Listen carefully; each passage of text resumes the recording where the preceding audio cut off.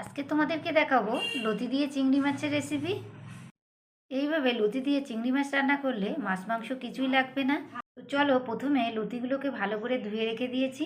তো এখানে দেখতেই পাচ্ছ টমেটো কুচি, লঙ্কা কুচি, রসুন কুচি আর পেঁয়াজ কুচি করে নিয়েছি। চিংড়ি মাছগুলো ধুয়ে নেওয়া হয়েছে।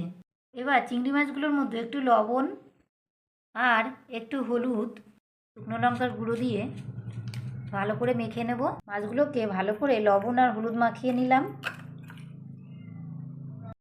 দেখতেই পাচ্ছ জলটা ফুটে গেছে।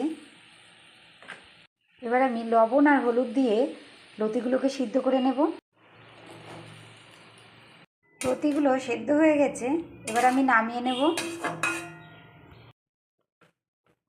এবার কড়াইয়ে তেল দিয়ে চিংড়ি মাছগুলোকে ভেজে তুলে রেখে দেবো।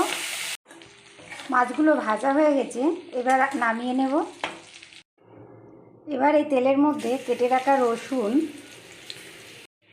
পেঁয়াজ, টমেটো আর লঙ্কা কুচি দিয়ে ভালো করে ভেজে নেব।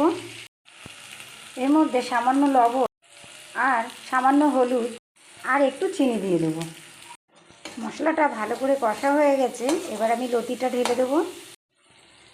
লতিটা দিয়ে দিলাম। এবার ভেজে রাখা চিংড়ি মাছগুলো দিয়ে দেবো, দিয়ে একসঙ্গে ভালো করে কষে নেব। এবার ভালো করে নাড়াচাড়া করে নেব। এইভাবে রেডি করে ফেললাম লতি দিয়ে চিংড়ি মাছের রেসিপি। আশা করি তোমাদের অবশ্যই ভালো লেগে থাকবে। যদি ভালো লেগে থাকে তাহলে একটা কমেন্ট করে জানিও।